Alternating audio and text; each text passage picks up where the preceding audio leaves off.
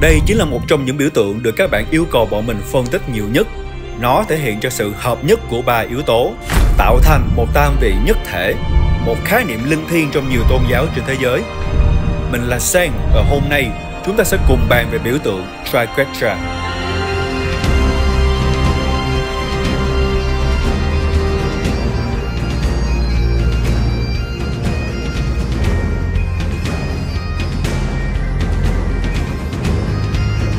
Trong tiếng Latin, tri nghĩa là ba và quetra nghĩa là góc. Biểu tượng này được tạo ra từ sự kết hợp của ba vòng tròn hình thành một khối hình tam giác và được thống nhất bằng một vòng tròn khác, tạo nên một biểu tượng ma thuật mang ý nghĩa về sự hội tụ sức mạnh của một bộ ba thần thánh hay tam vị nhất thể. Số 3 là một con số linh thiêng trong nhiều nền văn hóa và tôn giáo của thế giới, thể hiện sự cân bằng và bền vững như kiềng ba chân. Nhưng tam vị nhất thể không giống như một bộ ba các vị thần, mà bạn cần phải hiểu đó là một chỉnh thể thống nhất nhưng có ba hình tượng khác nhau, mang ba ý nghĩa và ba chức năng khác nhau.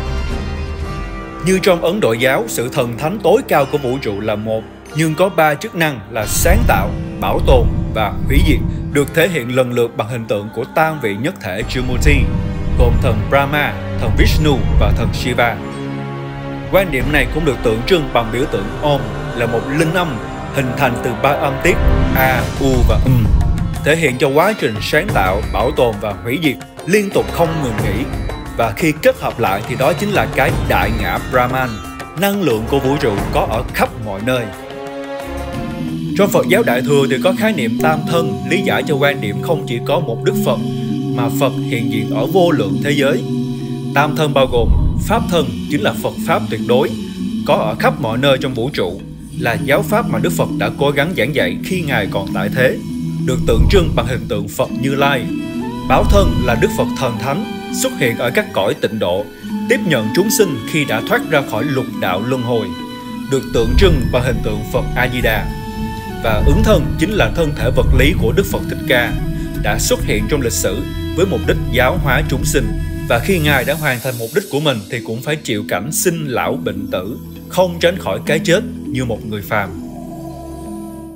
Và so sánh với Kitô giáo, chúng ta cũng có quan điểm về Chúa Ba Ngôi, là học thuyết quan trọng nhất về bản chất của Thiên Chúa,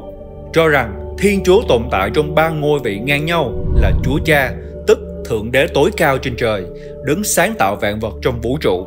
Chúa Con là Chúa Jesus, đã giáng trần trong lịch sử để chuộc tội cho nhân loại. Và Chúa Thánh Thần thường được tượng trưng bằng hình tượng chim bồ câu, là những sứ giả rao giảng đức tin về Chúa Kitô. Quan niệm Chúa Ba Ngôi ngày nay cũng được thể hiện bằng biểu tượng Triquetra, đặc biệt là trong nền văn hóa Celt tại Ireland. Nhưng đây cũng là một biểu tượng có nguồn gốc rất cổ xưa, từ trước khi có sự xuất hiện của Kitô giáo.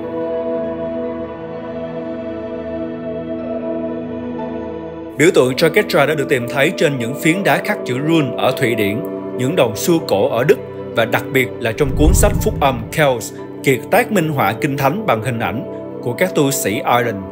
và đến ngày nay vẫn là một quốc bảo vô cùng quý giá của đất nước này, được lưu trữ tại thư viện của Đại học Trinity, thủ đô Dublin. Nhưng trong văn hóa Celt, trước khi có sự xuất hiện của Kitô giáo, đã từng có một tam vị nhất thể rất nổi bật và quan trọng, chính là nữ thần Morrigan. Tên gọi Morrigan trong tiếng Celt cổ nghĩa là nữ hoàng bóng ma, bao gồm hình tượng ba chị em Anu, Macha và Pap. Anu đóng vai trò là một nữ thần đất mẹ sản sinh ra vạn vật.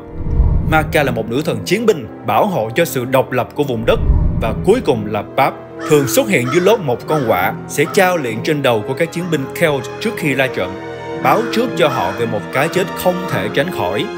hoặc một chiến thắng vinh quang đang chờ đợi phía trước,